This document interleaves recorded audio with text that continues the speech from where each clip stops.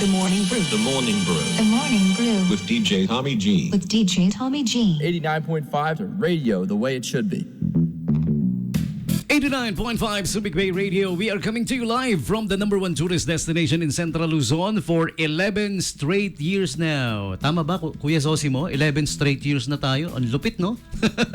11 straight years. #1 in the Central Luzon area tourist destination ang Subic Bay Freeport. Lalo na ngayong summer. Alam niyo, pag summer, dito lahat nagpupuntahan.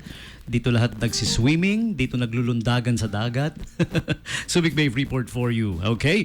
And this is the official radio station of the SBMA, jointly owned and operated by the SBMA and the PBS Philippine Broadcasting Service.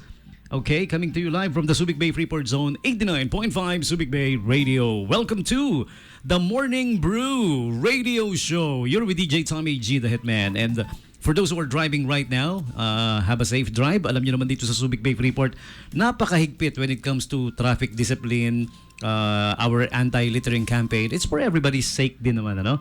Okay? So, welcome. And speaking of welcome, wini-welcome din namin dito sa Subic Bay Freeport Zone. Ayan, yung mga nandito ngayon sa radio station. Ayan, kung nakikita nyo po, kung nanonood kayo sa live streaming natin sa Facebook, ayan, let me share with everybody. Teka, Ayan, ang daya daw nung nasa likod, sila lang nakakita. Ayan, that's the farthest I can share. I have to monitor it din, ano. Ayan, live na live po dito sa radio station, the students of University of the East! Caloocan! Okay. Anong course po natin? Okay. ECE. Ayan. Yung sasagot, pwedeng gamitin yung microphone. Ayan. Promise, hindi naririnig sa area pag walang microphone, ha? Ayan. Kung sino man yung official spokesperson. ECE, ECE ba yung sinabi nyo? Anong course ninyo? Yeah. Anybody? Yeah. Electronics and Communication Engineering. Sir, may sasabihin ako sa yung secret. The reason may spring tsaka mic arm para pwedeng kunin. Para pwedeng hilain pataas, pababa, kaliwa, kanan. Di ba? pero ang bait niya, siya na yung lumapit, siya na yung nag-adjust sa mic. Even though the mic is adjustable. Ayan, sige po. Sige, hilain niyo po, lapit niyo sa inyo. Ano pong pangalan niyo? Tanungin na natin, total official spokesperson na to, no? Tuloy-tuloy na to. Tuloy ang pag-asenso. Melvin Ferratero po. Melvin Ferratero. Anong course ninyo uli? ECE, Electronics and Communication Engineering. Pare-pareho kayo magkakaklase? Yes po. Tapos 4th year lahat? Yes so, po. Sila po lahat ay graduating hopefully. Hindi, graduating. Just kidding. Yeah. Okay. So, I wanna know, honestly, I've never been to UE. I've never visited your school. Kamusta ang inyong campus? Malaki ba? Malaki ba ang UE yes campus? Po. Malaki po yung campus namin. May field po kami. Na field ng soccer field? Football field? Yes ganun? po. Wow, sabi. Alam mo na yan, pag sinabi ang school, ang campus may football field, alam mo na, malaki na yan. Kailangan isara yung mga bintana, kailangan isara sa gabi, baka pumasok yung buwan. Dahil sa sobrang laki, no? So, ayan. Tapos, anong courses na in-offer ng UE? Ano ba yung mga parang, kumbaga, front-runner courses natin? Sa UE Caloocan po, architecture po. Like recently po, nag-1 po sa board passer po yung UE Caloocan po. Wow, galing naman. Galing. Tapos kilalang distinguished alumni from UE na maaring leader natin ngayon? Do you happen to know? Sino sa inyo? Sino nakakaalam? Sino? Si Mario Morer? Di ba taga Thailand yun? May UE ba sa Thailand? Si Rendon? Si di ba sa ano yun? Parang vlogger ba? Tama ba ako? Alumni ng UE yun? Hindi joke yun, totoo yun. Ayan, okay. At tapos pagkatapos natin kamustahin yung campus, kamustahin naman natin yung canteen ng UE. Masarap ba, pare? Masarap.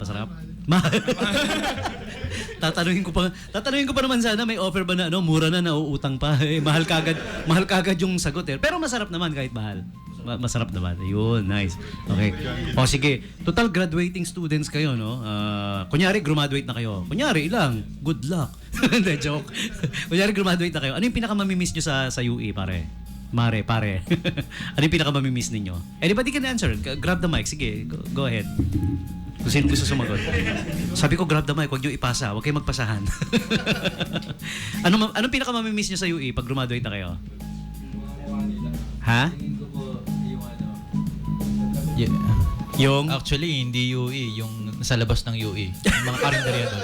Yung mga? Kasi ang mahal nung sa kantin. So, sa labas kami umibili. yung kainan sa palibot-libot, parang Oh, gano'n. same, sir. Yun. Okay. Tapos anong meron sa school na masasabi yung sa UE na wala sa ibang school na parang pag sa UE lang meron yan, gano'n. Sa iba wala yan. Tingin ko po yung pinagmamalaki namin football field, parang pwede ka nang magtanim ng doon ng kanin doon Pero hindi ka na makakapag-football pag tinaniman mo, no? Lawak po na. Isa sa mga common problems ng mga football field, yung mga ganyan, pag ganitong sobra init, nag-aalikabok, no? Nararanasan nyo rin. Nag-aalikabok, instant pulbos. Kaya hindi magamit pag ganitong sobrang... well, unless diligan ng diligan araw-araw, no? Kaya lang, problema rin natin, kulang naman sa tubig pag ganitong tag-init din, no? Ayun. Okay. So, ayan. UE students here on 89.5 Subic Bay Radio. Sa mga students na kagaya ninyo, sa mga graduating students na ang course ay, ano nga uli yung course? ECE po. ECE. Sa inyong kagaya yung ECE. Commonly, ano yung ultimate dream? Halimbawa, natapos ako yung ECE. Ano bang gusto ng mga, ano bang gusto maging ng isang ECE graduate? Ano ba? Well, baging mayaman, lahat tayo gusto natin yan. No? Pero ultimately, ano bang dream job? Kasi maraming pwedeng maging job yan, no? Pero ikaw, example, ano sa'yo? Anong gusto mo? As engineer po, data analyst engineer. Data analyst engineer ang gusto mo, yun. Pero ECE, di ba? Electronics Communications Engineer, di ba? Yes, Yung iba may gustong mapunta sa, gaya nito, radio, kasi pasok yan, di ba? ECE, merong gustong mapunta sa mga big telcos, di ba? Yun, may gustong mapunta sa International Space Station. Hindi na uuwi. Diyan ka na lang, sabing gano'n ng parents, huwag ka na babalik.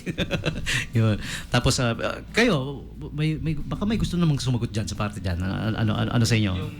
Ano po, for me po, gusto ko po yung sa semiconductor industry po, which is yung sa design analyst po ng mga microchips po. Ganun. Oo, nga naman. Alam mo, dito sa Subic Bay Freeport, we have a lot of that here. Yan. Alam niyo, nandito yung mga Japanese firms, mga Taiwanese, even in Indian companies, British. Maraming trabaho dito. In fact, on May 1, meron kaming Labor Day Job Fair na gaganapin sa Harbor Point. Alam niyo, pag nagpapa-job fair dito sa Subic Bay Freeport, ang job openings around 5,000, 6,000, 7,000.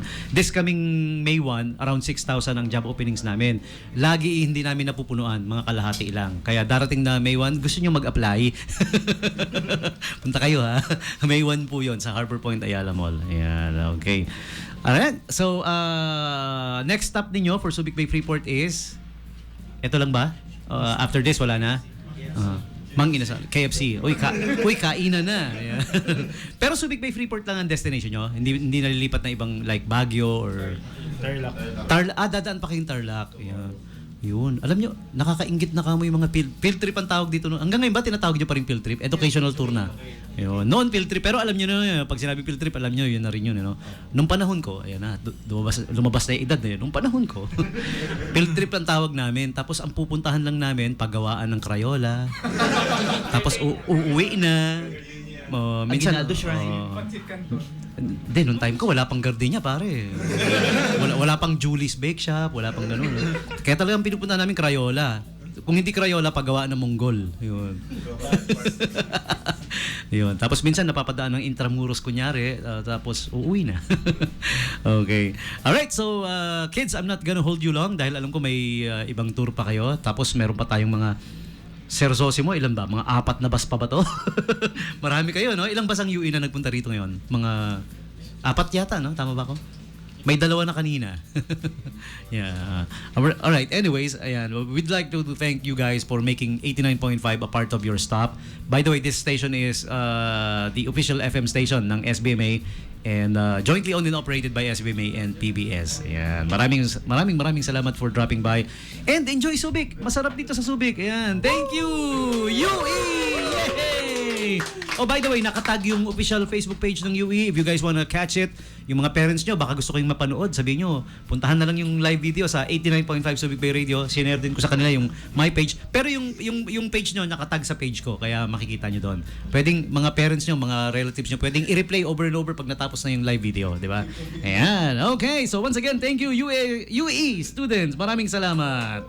Alright. And We will now press play on the next requested song. If you guys want to request for songs, once again, the official text digits for this radio show, 0910-6909-501. I-comment nyo rin sa live video yung mga request greetings ninyo. For the meantime, giving you something now from the band Cedar. This is called Rise Above This, 895 Subic Bay Radio.